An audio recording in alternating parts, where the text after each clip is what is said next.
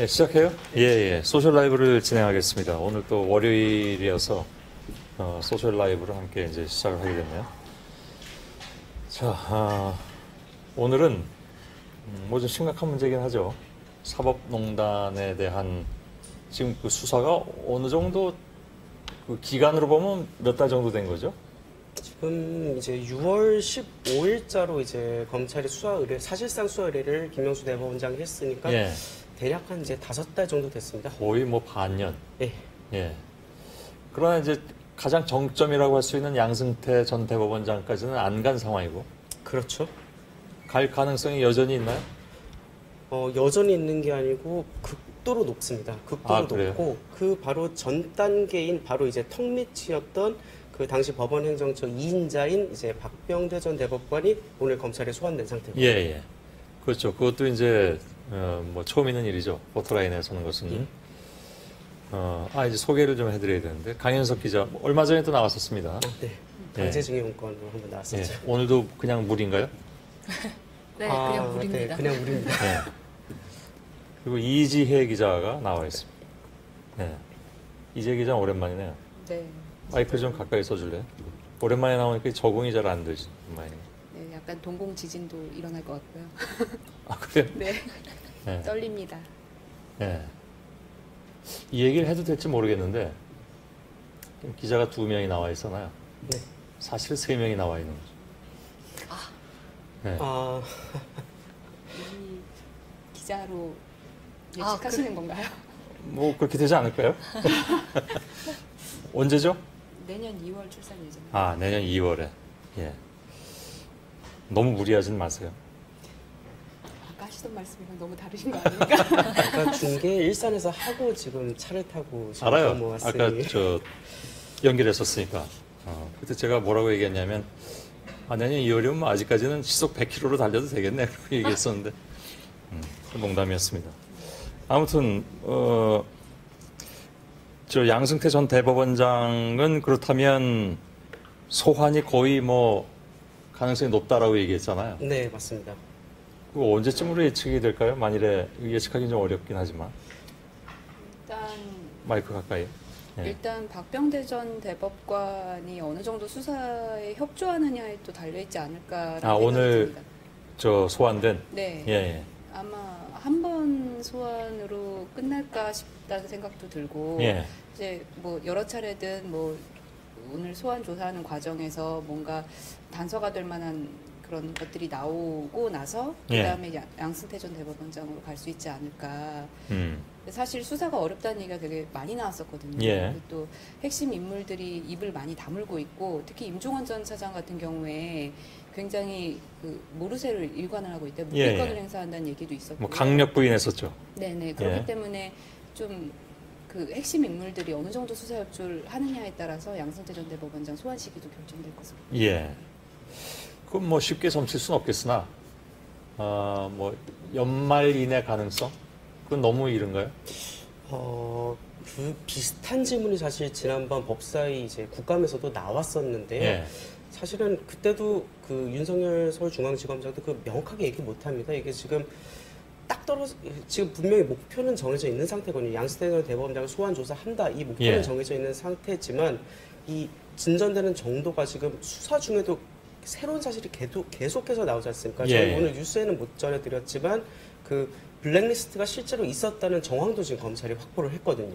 그 뭐 보수 매체에서는 블랙리스트 없었다고 막 처음에 기사를 쓰지 않았습니까? 이제 그런 새로운 내용들이 계속해서 터져 나오고 있기 때문에 연말은 저와 이재 기자의 희망 사항이고요. 저도 좀 빨리 마무리했으면 좋겠다라는 개인적 희망사항. 그거 함부로 얘기하면 안 됩니다. 네네. 예. 그냥 개인적으로 기자들도 취재하기 무척 힘드니까. 근데 뭐 기자들이 취재하기 힘든 것과 지금 사법농단에 뭐 어찌 보면 정점에 있는 사람인데 그걸 소환한다는 것이 전 대법원장을 소환한다는 것이 그렇게 쉬운 일 같지는 않습니다. 다시 말하면 그 전에 충분하게 수사가 이루어져서 정말 전 대법원장이 답변해야 될 문제가 이것이다. 그리고 이 부분에 대해서 명확하게 하지 않으면 사상 초유로 전 대법원장이 사법 처리될 수도 있다라는 단계까지 가지 않으면 그걸 쉽게 그렇게 그냥 뭐 오가다 불러낼 수 있는 사람이 아니잖아요. 그죠? 예. 그래서 어쩌면 그렇게 뭐 연내로 이거는 그냥 어려운 일일 수도 있지 않을까 하는 생각을 잠시 해봤는데 아까 이지혜 기자가 얘기한 대로 역시 이제 오늘 그 박병대 전달법관이 어떻게 또 조사에 응하느냐 여기에 따라서 좀 변수도 있을 수는 있겠군요.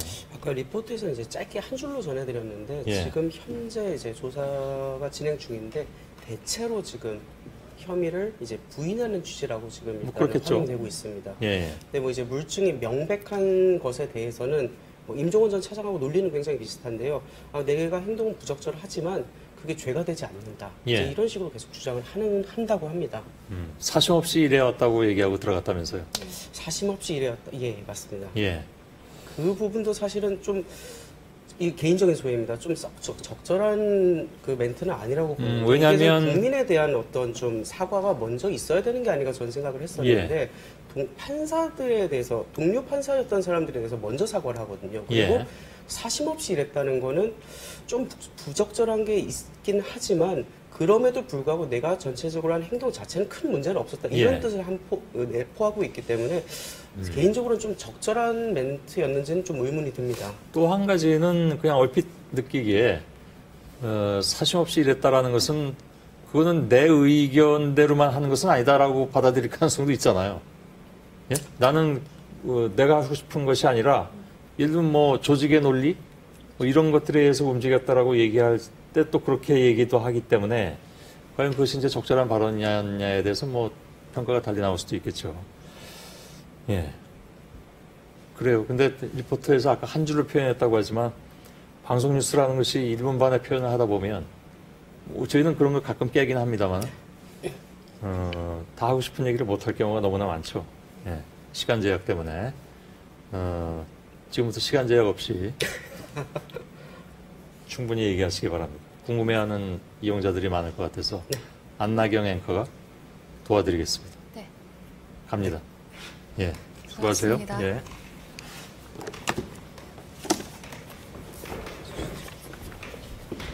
네. 그리고 오늘 전국 법관회의 관련 내용도 이지혜 기자가 네. 좀 더 구체적으로 할 예정이죠? 네, 네. 네. 일단 네, 방송대가 좀 기본적인 판례도 좀 설명을 준비를 네. 좀 이것저것 해왔습니다. 이거 예, 저희 팩트체크팀 할 때도 이런 거를 이런 것들 준비해 좀 지원을 왔는데요. 해주시면 감사할 것 같아요. 저희 맨날 스카치 테이프로 저기 화이트보드에다가 붙이고 하는데 듣고 계십니까? 네. 일단, 이거 아주 좋은 예. 것 같습니다. 이게 사실 이런 판례를 저희가 네. 좀 오늘 준비를 비싼 거예요? 예, 네. 비싼가요? 어머.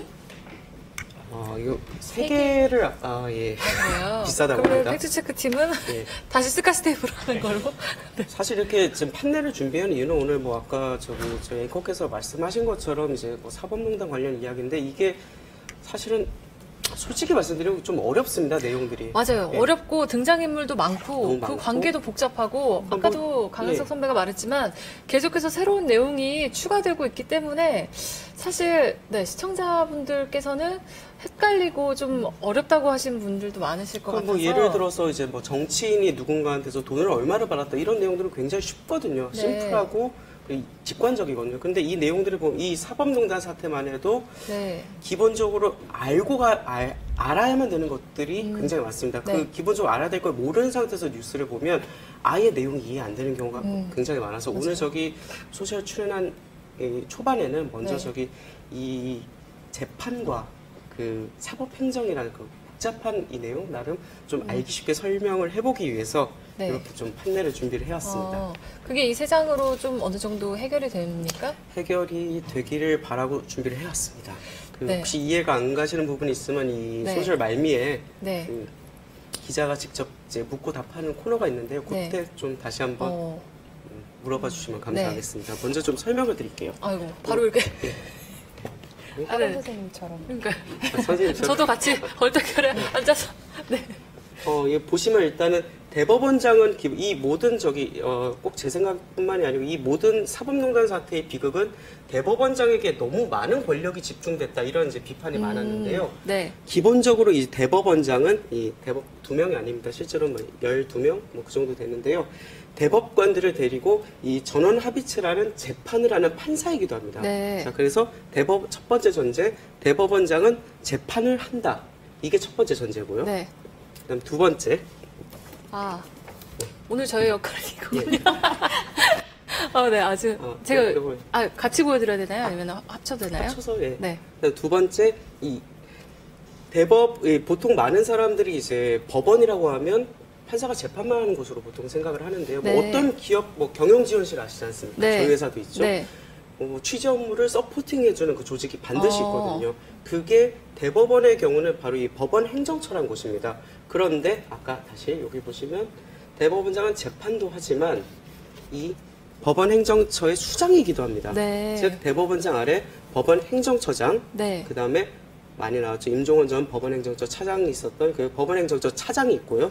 그 밑에 수많은 부서들이 이렇게 쭉 있습니다. 네. 대표적인 게 기획조정실, 뭐 사법정책실 많은 부서들이 있는데 이번에 이제 문제가 주로 된 부서는 바로 이 기획조정실이고요. 어찌 됐건 이 법원 행정처는 목적은 그겁니다. 재판을 서포팅하는 역할입니다. 자기들이 재판하는 사람들이 네. 아니에요. 네. 그리고 마지막, 네. 그게 마지막 네. 들고 있게 혹시 무겁지 않으신가요? 아니요. 아주 괜찮으신가요? 보람찬 일을 하고 있습니다. 네, 영광입니다. 같이 들어서. 자, 그런데 이제 이 일선 법원의 경우는 조금 네. 다릅니다. 대법원장이 일선 법원장들을 일단 거느리고 있죠. 이 법원장들입니다, 다. 네. 법원장들을 거느리고 있고 그 밑에 이제 수석 부장판사라는 분이 있어요. 그 미스안무라비 혹시 기억나시나요? 아, 보셨나요? 어렴풋이 기억이 나네요. 거기서 그 네. 안내상 배우가 네. 그 열연을 했던 게 바로 그 뭐 법원 수석부장판사 역할이었죠. 맞는지 내 기억이 맞는지 모르겠는데 거기서 굉장히 높은 직책처럼 나오는데 실제로는 법원장 아래에 있는 그러니까 차속 개념입니다.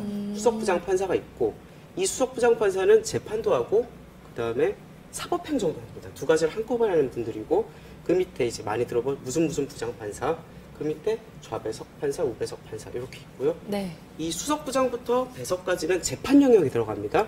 그리고 수석부장부터 다시 대법원장까지는 행정 영역이 또 들어가요. 수석부장은 양쪽에 다 들어가 있는 사람이죠. 네. 자, 그런데 이렇게 좀 생각을 해볼게요. 어떤 대법원장이 있는데 일선의 이 판사들이 굉장히 뭔가 마음에 안 드는 판결을 했다. 네. 그럼 뭔가 건드리고 싶을 욕구가 막 꿈틀대겠죠? 건드린다는 거는 어떻게든 저 판결을 좀 뭔가 판결을 내린 판사들에게 불이익을 준다든지 혹은 뭔가 경고를 주고 싶고 뭐 이런 것들 그런 생각이 뭐 사람이라면 당연히 들 것 같은데요. 그렇다면 이 대법원장이라는 직책에 있는 사람들은 어떤 식으로 압력을 넣을 수가 있을까요? 어떤 식으로? 인사상 불이익을 주는 방식. 인사상 불이익을 누구를 통해서 줄까요? 법원장을 통해. 법원장을 통해서 주는 방식이 하나가 있고요. 그 다음에 바로 아까 제일 첫 번째 직접 일선 재판에 어떻게 영향력을 행사하기 애매하기 때문에 이 자기 일선 법원 행정처장에게 오더를 내립니다. 이런 식으로 진행되는 경우가 있을 수가 있어요. 그리고 처장까지는 아까 오늘 소환된 박병대 전 대법관이 바로 법원 행정처장이었는데요. 처장도 대법관이거든요. 네. 대법관도 어찌 감히 대법관이 모양 빠지게 직접 이런 부적절한 행동에 뛰어들지 않거든요, 대체로. 그렇다면 그 밑에 대법관은 아니지만 바로 자신의 수족과도 같은 법원 행정처 차장에게 다시 오더를 내리는 경우가 있을 수 있습니다. 그리고 실제로 지금 이미 구속이 됐죠. 임종원 전 차장 같은 경우는 이 수많은 법원 행정처 차장이 아까 보신 다시 한번 맨 마지막까요? 맨 마지막 거. 네. 법원장을 두 개 동시에 보여드릴게요. 네. 법원 행정처 차장이 일선 법원장을 건너뛰고 수석부장판사한테 직접 연락을 해서 그 재판을 이렇게 하게 해달라라는 그 범죄 혐의를 지금 임종원 전 차장이 받고 있습니다. 대표적인 게 지금 그 상케 7시간 네. 그 상케 7시간 보도 관련해서 재판의 판결문에 문구를 이래저래 저래하게 해달라고 임종원 전 차장이 당시 서울중앙지방법원 수석부장판사한테 직접 연락을 합니다. 직접 연락을 해서 판결을 이렇게 해주세요. 그리고 수석 부장판사가 부장판사한테 다시 연락하는 이 구조.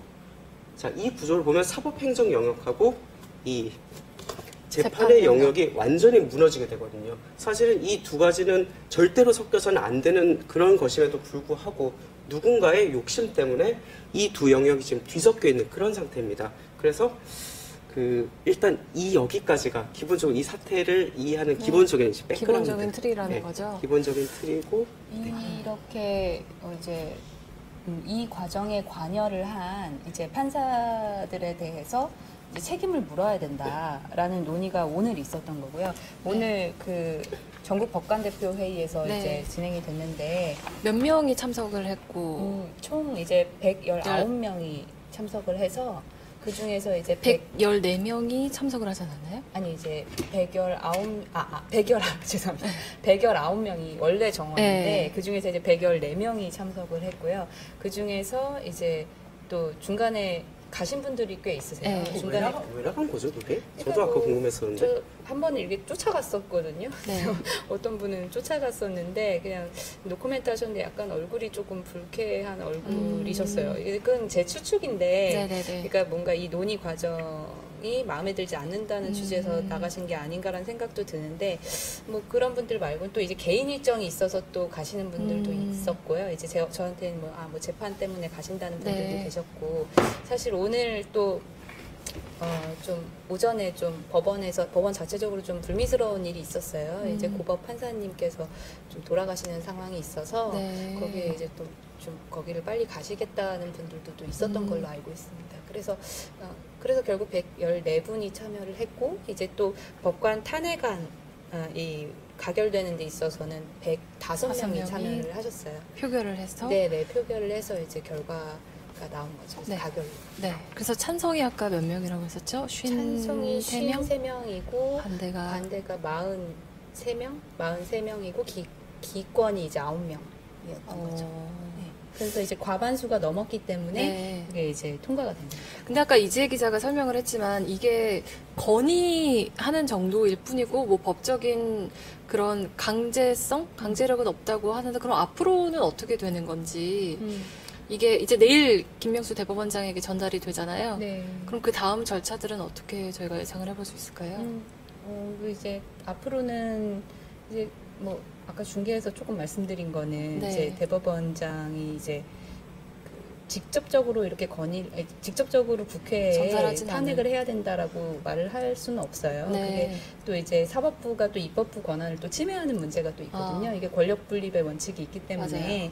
그래서 그건 어려울 것 같고 이제 앞으로는 국회에 이제 그러니까 법원 행정처장이 이제 출석을 해서 이제 뭔가 요구를 하는 형태, 이제 판사들의 의견이 이렇다, 지금 탄핵이 필요하다는 그 의견이 모아지고 있다라고 네. 전달을 하는 형태, 그 정도는 있지 않을까, 뭐 이런 생각을 하고 있습니다.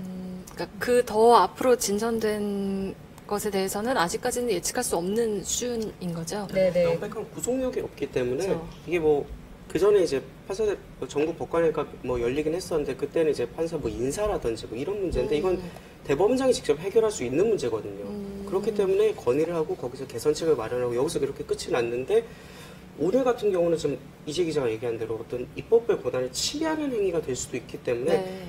사실상 일단 여기서 끝입니다. 네, 일단 여기서 끝이지만 또 이제 여론에 굉장히 민감한 국회의원들 이걸 가만히 있지 않을 거거든요. 또 그 점도 한번 생각해 봐야 네. 될 것 같습니다. 그것 때문에 오늘 그 탄핵을 촉구하는 결의안이었었거든요, 원래. 네. 근데 이제 그게 원안이었는데 이제 탄핵 촉구라는 표현을 뺐다고 해요. 이제 그 탄핵을 촉구하는 건 아니고 촉구라고 표현을 하면은 국회나 뭐 대법원장에게 뭐 요구를 하는 형태가 돼야 되거든요. 그래서 촉구라는 표현을 빼고 우리가 이렇게 탄핵 뭐, 소추 절차. 우리의 의견 이렇게 뭐 네. 재판 독립 침해 등 행위에 대한 우리의 의견 아, 이렇게 해서 우리의 결의안을 의견이라. 내는 형태로 네. 그렇게 결론이 났다고 합니다. 네, 알겠습니다. 저는 이만 물러가고 더 깊은 이야기들 나눠주시면 감사하겠습니다. 저 때문에 일찍 못 일어나서 아니요, 이 재밌었어요. 때문에 지금 아닙니다. 수고해주세요. 감사합니다.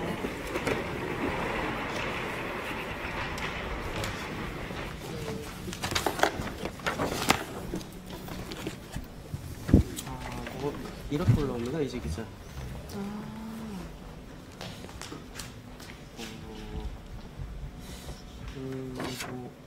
야, 이거 일일이 다 읽을 수가 없는 굉장히 재밌는 의견도 있고 한데 이건 끝나기 5분, 10분 전에 한꺼번에 좀 취합을 해서 하도록 하겠습니다. 박병대 얘기로 다시 돌아가 보겠습니다. 박병대 전 차장이 이제 오늘 소환이 됐죠. 사실은 이 박병대 이 대법관이었던 박병대 전 행정처장이 과연 왜 무슨 동기로 이렇게 개입이 됐을까? 물론 지금 말씀드리는 내용은 확정된 사실이 아닙니다. 당연히 지금 아직 기소도 안 됐기 때문에 확정된 사실은 아니지만 지금까지 이제 검찰이 보고 있는 범죄 혐의를 중심으로 일단 좀 말씀해 드릴게요. 그럼 자, 여기 다시 한번 올려놓겠습니다. 이 대법원장 직속에 있었던 법원 행정처장은 왜 이렇게 사법농단 사태에 깊숙이 개입이 됐을까? 왜 그럴까요? 당시 상고법원을 무리하게 추진하려고 하다 보니까 상고법원 추진 굉장히 중요합니다. 네. 대법원장 아까 말씀드린 것처럼 법원 행정처장은 대법원의 2인자입니다. 2인자고 대법원장의 뜻을 의중을 가장 잘 헤아려서 그 의중이 실제 일선 재판과 원래 이렇게 돼서는 안 되지만 하여튼 일선 재판과 사법행정 영역에 다 반영이 될 수 있도록 하는 그런 역할을 지고 있거든요. 그런데 사실 좀 다른 이유도 있습니다. 다른 기사에서도 좀 보셨겠지만 이 법원 행정처장이라는 자리는 기본적으로 대법원장 영순위 예약 자리라 이런 얘기가 있거든요. 실제로 법원 행정처장 중에서 대법원장이 된 케이스가 있었던 걸로 제가 기억을 하는데, 이 처장이란 자리가 워낙 대법원장을 영순위 예약 자리였기 때문에 당연히 대법원장의 의중에 따라서 계속 행동만 했어도, 물론 대법원장의 의중만 중요한 게 아니고, 당연히 대통령의 의중이 제일 중요하겠죠. 대법원장이 되려면. 하지만, 지금은 이제 탄핵이 됐지만 박근혜 전 대통령이 만약에 탄핵이 되지 않았다면, 그렇다면 대법원장의 입맛에도 맞고 이렇게 문건으로도 드러났지만 국정운영, 국정기조에 협력을 하고 이런 거에 같이 가담을 했던 법원 행정처장을 대법원장을 시켜주지 않을 이유가 없거든요. 그래서 일단 기본적으로 대법원장이 되고 싶어 한다는 그런 어떤 동기가 있었던 것 아니냐, 이제 그런 얘기도 있고요. 또 다른 이유도 있습니다. 이 박병대 전 대법관 같은 경우는 기본적으로 이제 주변인들의 이제 증언에 따르면 굉장히 조직에서 튀는 상황이 발생하는 거 굉장히 싫어했다고 해요. 이 단적인 예가 지난 2006년인가에 코트넷이라고 이제 법원 내부에 게시망이 있지 않습니까? 코트넷을 폐쇄합니다. 결국 사과문하고 다시 돌리긴 했는데 왜 폐쇄를 했냐면 이 굉장히 부적절하고 저속한 글들이 올라오기 때문에 이거 폐쇄해야 되겠다. 공지를 그냥 띄워버리는 거예요. 근데 그건 양승태 전 대법원장도 예전에 튀는 판결하지 말라고 판사들한테 수차례 강조했다는 얘기를 들었었는데 그 맥락에서 그러니까 궤를 같이 한 건가요? 그러니까 그때 2006년씩, 그러니까 지금부터 12년 전 상황이라서 괴는 같다고 보입니다. 왜냐하면 양 전 대법원장 같은 경우도 어떤 일선 법관이 튀는 걸 굉장히, 이런 표현이 좀 적절할지 모르겠는데 굉장히 혐오하다시피 했었거든요. 그리고 뉴스로도 몇 차례 전해드렸지만 불이익을 주려고 실제로 노력을 했었고, 그런데 그런 점에서 박병대 전 대법관 역시 어떤 조직에서 튀는 분란이 발생하는 상황을 굉장히 싫어했어요. 그리고 임종원 전 차장의 범죄 혐의에도 지금 적시가 되어 있기는 하지만 인사모라고 있지 않습니까? 네. 국제인권법 학회 내 법원 내 소모임이 있는데 이 검찰은 박병대 전 처장이 직접 이제 아래 시켜서 와해시키겠다, 없애버리겠다라는 멘트까지 실제로 있었다고 보고 있습니다. 그만큼 이 튀는 상황, 조직의 다른 목소리를 내는 상황을 굉장히 싫어했던 그런 캐릭터기도 하고요. 그래서 그 과정에 관여한 또 판사들에 대해서 이제 오늘 정국 법관 대표이 너무 붕 떠가나요? 갑자기? 갑자기 붕 떠가나요? 너무 붕 떠가나요? 차장도 좀 설명을 드릴게요. 아까 대법원장 영순이라고 했지 않습니까? 자, 그럼 이미 구속은 되어 있지만 임종원 전 차장, 바로 이 박병대 전 대법관 밑에서 했던 법원행정처 차장은 그러면 왜 그랬을까? 라고 생각을 해보면 역시 이것도 여러 설들이 있긴 하지만 차장 역시 이 처장은 대법관을 겸하거든요. 차장은 대법관이 되기 바로 직전 보직이라고 보직이라는 평가가 굉장히 많습니다. 실제로 법원행정처 차장을 하면 거의 대부분 대법관이 됩니다. 그리고 임종원 전 차장 역시 어떤 개인적인 그런 게 반영 투영된 것이 아닌가라는 그런 해석이 이제 주변 사람들에게서 상당히 나왔었고요. 그런 동기도 있었고 당연히 차장 입장에서는 그 검찰이 보는 겁니다. 검찰이 보는 건 당연히 차장, 처장 역시 대법원장의 의중을 반영을 해야 되는 그런 자리이기 때문에 당연히 그 상고법원이라든지 혹은 뭐 정부 기조에 반하는 건 가만둘 수가 없었던 거겠죠. 이제 검찰은 그렇게 보고 있는 상태입니다. 그럼에도 불구하고 하여튼 그 가담했던 사람들이 지금 줄줄이 지금 이름이 올라있죠. 지금 시민단체에서 지금 탄핵 대상으로 보고 있는 지금 판사가 지금 몇 명이었죠? 지금 현직 법관 중에서? 좀 잘 모르겠네. 100명 가량 되나요? 아니, 지금 제가 기억하기로는 5명, 6명 정도, 네. 그 제가 기억하기로는 한 5명, 6명 정도 되는데, 대표적인 게 지금 이제, K모 대법관. K모 대법관도 이제 강제징용 소송에 뭐 연루됐다, 뭐 의심하면 뭐 K모 강제징용, 죄송합니다. 그 파트는 아닙니다. 하여튼 K모 대법관이 있고, 그 외에 지금 이미 검찰에 한 차례 조사를 받았던 이규진 전 시장. 뭐 이런 분들을 해서 전부 한 6명 정도가 이제 6명 정도가 지금 탄핵 대상을 시민단체에서는 거론을 하고는 있는데요. 오늘 저기 그 법관회의 그 의결 보면 기준이 좀 있지 않습니까? 기준 같은 게 지금 혹시 정확히 아니요. 뭐라고 했죠? 아니 그 기준이라기보다는 이제 누구를 그러면은 탄핵을 할 것이냐, 그 탄핵 대상에 대해서도 좀 논의가 나왔는지 기자들 질문이 있었는데, 그 법관 대표회의 쪽에서는 그 행위에 대해서는 좀 이렇게 논의가 이루어졌지만, 구체적으로 누구를 탄핵할지 이런 거에 대해서는 그러니까 뭐 정하지 않았다, 뭐 이 정도로 말을 했고요. 사실 저희도 취재하면서 느끼는 거지만 이제 그 형사처벌 대상이 되느냐 그리고 또 아니냐의 차이가 분명히 있거든요. 그러니까 그 진짜 탄핵, 그러니까 여기 보시면 이게 그 오후에 잠깐 클로즈업 혹시 되나요? 네. 네. 오후에 이제 전국법관 대표회의 끝나고서 이제 나왔던 건데요. 이제 거기서 이제 의결 사항을 이렇게 언론에 공개를 한 거예요.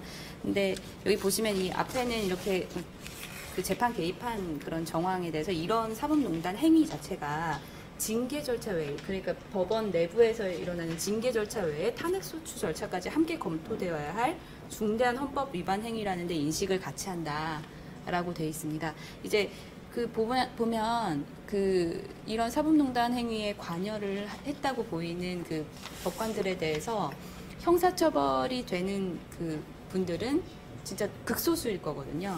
이제 진짜 범죄 혐의, 뭐 지금도 직권남용 혐의가 가능하냐 아니냐를 두고 여전히 네. 여전히 법 쪽에서도 논란이 계속 있는데, 그 명백한 그 혐의가 있는 분들에 대한 형사처벌도 어려운데 그 내부 징계 외에 그러니까 책임을 또 물어야 된다.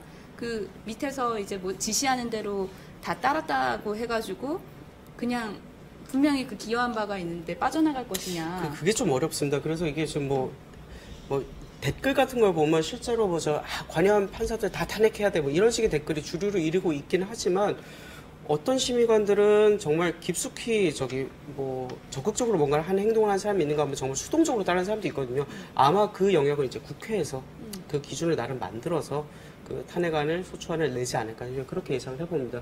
그리고 이제 시간이 좀 돼서 이제 저희가 그 유저들의 생각을 알아보는 시간, 이제 댓글 읽는 기자 코너로 넘어가겠습니다. 아마 많이 대충 이거 아까 봤었는데. 여러분의 목소리를 들려주세요.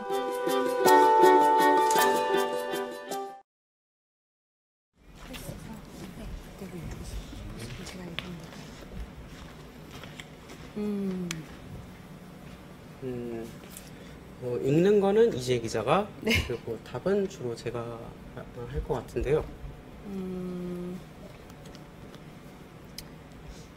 여기 김정민 님이 달아주셨는데요. 어디서 나는지도 같이 설명을 해주셔야. 유튜브. 경품이 간다고 합니다. 아, 그래요? 경품 가는 거 맞죠? 경품이 간다고 하니 좀 같이 읽어주십시오. 네. 유튜브에 김정민 님이 올리셨는데요. 법관은 임명된 후 계속 합리적 판단이 가능하다고 가정하는데 가까이서 지켜본 법조 기자분들은 이걸 어떻게 생각하는지 궁금합니다. 라고 질문하셨어요. 자, 질문이 다시 한 번만 좀 질문이 잘 이해가 안 가는데 그 합리적 판단이 계속 이어질 거라고 이게 지금 재임용 얘기하시는 건가요 혹시? 그 10년 제 임명은 아니고 이제 예. 임명된 후에 법관 스스로 이제 합리적 판단을 계속 한다고 하는데 네. 이제 봤을 때 법조 기자로서 봤을 때 그 법관들이 정말로 합리적 판단을 계속해서 하고 있느냐 이 질문인 걸로 이거 저는 굉장히 받아들이는데. 포괄적인 질문인데요. 답부터 드릴게요. 절대 아닙니다. 판사 스스로도 그 자신들이 완벽하다고 생각하지 않고요. 그 이게 지금 어떤 오해에서 지금 오는 질문이냐면 판사는 모든 것을 다 알고 있어야 된다는 오해에서 오는 질문이에요. 근데 판사는 신이 아니거든요. 그래서 저희 뭐 제보 같은 데 들어오는 거 보면 뭐 정말 법원과 검찰과 경찰이 짜고 나를 괴롭힌다 이런 제보 굉장히 많거든요. 근데 사람들은 판사한테 굉장히 많은 걸 기대를 해요. 뭐 정말 뭐 전지전능해서 모든 걸 다 알 수 있을 것 같아서. 근데 판사도 사람이니까 사람 머릿속에 들어갈 수가 없지 않습니까? 그래서 판사들 스스로, 그래서 지금 1, 2, 3심제라는 게 있는 거고 판사들 스스로도 내가 완벽하지 않다는 거를, 물론 완벽주의 경향이 있는 건 맞지만 스스로 완벽하다고 생각하는 사람은 아마 거의 없을 거라 저는 그렇게 생각을 합니다. 그리고 또 있는데요. 페이스북에서 이상률 님이신 것 같은데 원론적인 질문 하겠습니다. 수사 진행과 처벌까지 갈까요? 예측이라도 좋으니 말씀 부탁드립니다. 수사는 지금 진행 중이긴 한데 예, 수사는 처벌까지 지금 갈 진행 것인지. 중이고 처벌이 있습니다. 지금 일단은 아까 말씀드린 임종원 전 차장이 이미 구속 기소돼서 이제 재판이 한 다음 달 정도 이제 시작이 되는데요. 재판에 넘어갔다는 거는 어떤 식으로든 무죄가 나오지 않는 한은 형사처벌이 이루어진다는 뜻이기 때문에 일단 뭐 그 예단할 수는 없지만 하여튼 그 결론이 판사들이 하게 될 겁니다. 이거와 사실은 특별재판부 문제가 다 있거든요.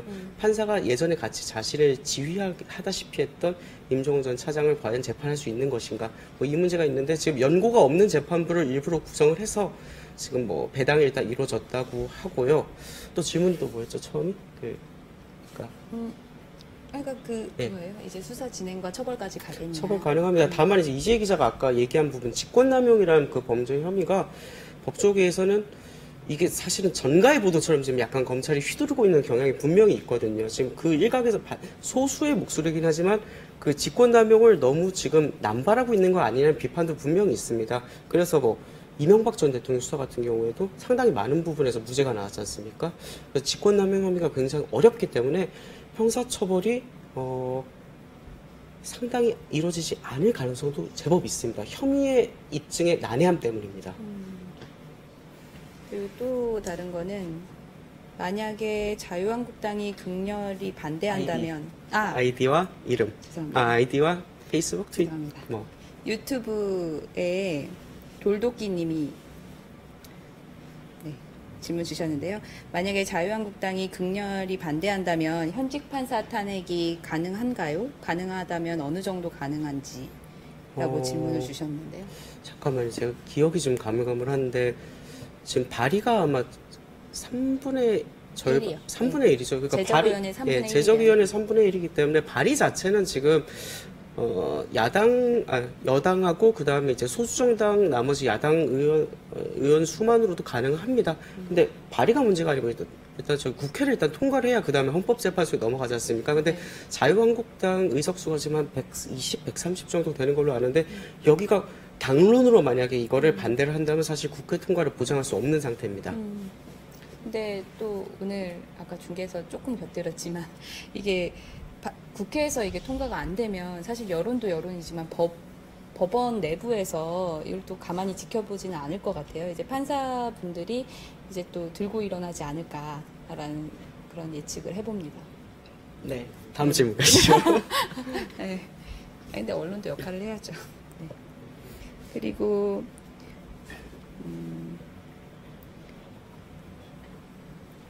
저를 걱정해 주시는 분들 감사합니다.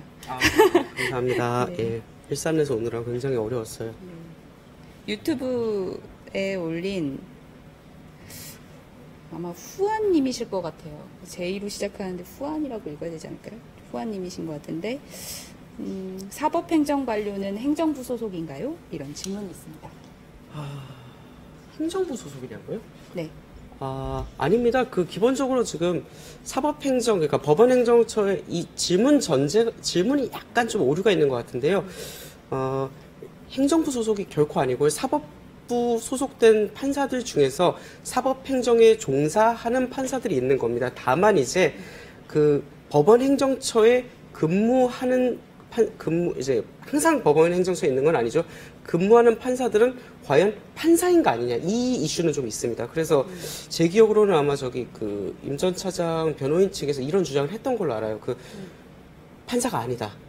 판사가 아니고 그 행정처에 근무할 때는 심의관들은 판사가 아니고 그냥 복종의무가 있는 일반 공무원이기 때문에 이런 지시를 한 것 자체는 부당한 것이 아니다. 뭐 이런 취지의 논리를 개발을 해서 변론에 적극 활용했던 걸로 제가 기억을 합니다. 근데 행정처의 법관이 파견되는 형태로 근무하게 되는 거 아니에요? 파견되는 네, 형태죠. 소속 그 지원이 네, 있고. 소속 법원에 있고 네. 파견되는 형태로 이제 행정처에 가게 되는데 어찌됐건 이 주장 자체도 좀 눈여겨볼 대목이 있는데 마무리를 해달라고 지금 질문 한 개만 더 받으면 안 될까요? 되는 건가? 이 질문 주신 분은 아무래도 그 사법행정이라고 표현이 돼 있어서 마무리를 해달라고 하는데 질문 딱 한 개만 더 받고 오늘 아쉽지만 이거 되게 재밌네요. 저 하다 보니까 질문이요? 심사숙고해서 좀 골라주십시오. 네. 질문이 그래야 또 많은 분들이 상품을 받을 수 있지 않을까요? 여기 유튜브에 큐 썸머라는 분이 올려주셨는데 법원 내 권력을 분산하면 이런 문제를 방지할 수 있을까요? 법원 내 권력을 분산하면 이런 문제를 방지할 수 있을까요? 지금 그 작업이 그 사법발전위원회가 사개위인가 그거 하고 있지 않나요? 지금 네, 네, 이거 네. 아마 이재 기자 그 담당으로 알고 있는데 그거 네. 좀 설명 좀 해주시죠. 그 사법발전위원회에서 그 대법원장 역시 자문기구인데요. 그 사법발전위 국민과 행복을 함께하는 뭐 그런 국민과 제목이었던 함께하는 것 사법발전위원회인데 거기서 이제 지금 그 대법원장에게 쏠려 있는 권한을 이제 분산하자라는 취지에서 지금 논의가 진행이 되고 있습니다. 그래서 최근에는 사법행정회의라는 또 다른 형태의 것을 만들어서 그쪽에 대법원장이 지니고 있던 수많은 권력들을 그쪽에 이양하자라는 쪽으로 논의가 진행이 되고 그리고 있습니다. 뭐 헌법재판관이었었나요? 제가 기억이 정확하지는 않지만 뭐 재청 권한 같은 것도 뭐 많이 내려놓고 네. 실제로 그 작업이 김명수 대법원장이 들어온 이후에 지속적으로 지금 진행이 되고 있습니다. 그 결과는 아직 나오진 그게 ING 중이기 때문에 뭐 결과는 아직 확실치는 않지만 적어도 그런 움직임이 현재 진행형으로 벌어지고 있다는 것 정도는 알아주셨으면 감사하겠습니다. 질문을 일단 여기까지 마칠게요. 참 다음번에 또 이런 관련된 기회가 더 있었으면 좋겠는데 다음부터는 이 질문 받고 하는 걸 조금 당겨서 해볼까 싶고요. 오늘 저희가 준비한 소셜 라이프는 여기까지입니다. 저희는 이 멘트 한번 해보고 싶어서 저희는 내일도 최선을 다하겠습니다. 감사합니다. 감사합니다.